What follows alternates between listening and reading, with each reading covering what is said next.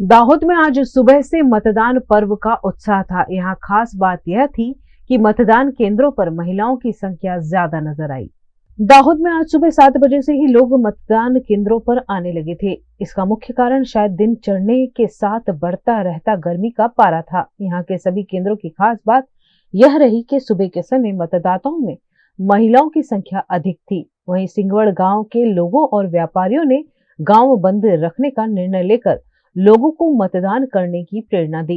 आज दासा गांव के मतदान केंद्र पर भाजपा उम्मीदवार जशवंत सिंह भाभोर ने मतदान किया और भाजपा के जंगी बहुमत से जीत का दावा किया।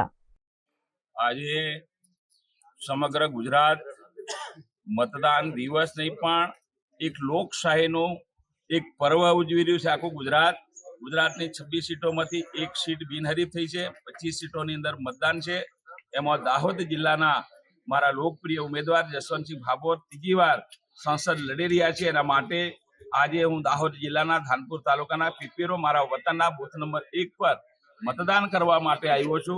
આવનારા ભારતનું ભવિષ્ય એક વોટથી નક્કી થતું હોય ત્યારે એના માટે સમગ્ર મારા ગામના મતદારો, મારા મતક્ષેત્રના અને સંસદીય ક્ષેત્રના તમામ મતદારો લોકશાહી માટે અને આવનારા વિકસિત ભારતના સંકલ્પ સાથે આવનારું 25 વર્ષનું ભારત એ પણ પૂર્ણ વિકસિત બને એવો દેશના વડાપ્રધાન નરેન્દ્રભાઈ મોદીનો સંકલ્પ છે। ત્યારે આ ઉત્સાહપૂર્વક पूरा मतदार भाईओ बहनों आज मत करीने आवनारा भारतना भविष्य माटे मतदान करी रह्या छे। राज्य मंत्री बचुभाई खाबड़ ने पीपेरो मुख्य प्राथमिक शाला मतदान केंद्र पर नारियल फोड़कर मतदान किया।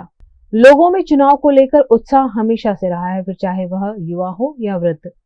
85 वर्षीय रूपाबेन राम सिंह राठौड़ ने लकड़ी के सहारे मतदान केंद्र पर पहुंचकर अपना मतदान किया। सवारथी लोकसभा क्षेत्र में लांबी कतारों मतदारों उत्साह उमंग मोदी साहेबना विकासने सपोर्ट एमने कर्यो छे।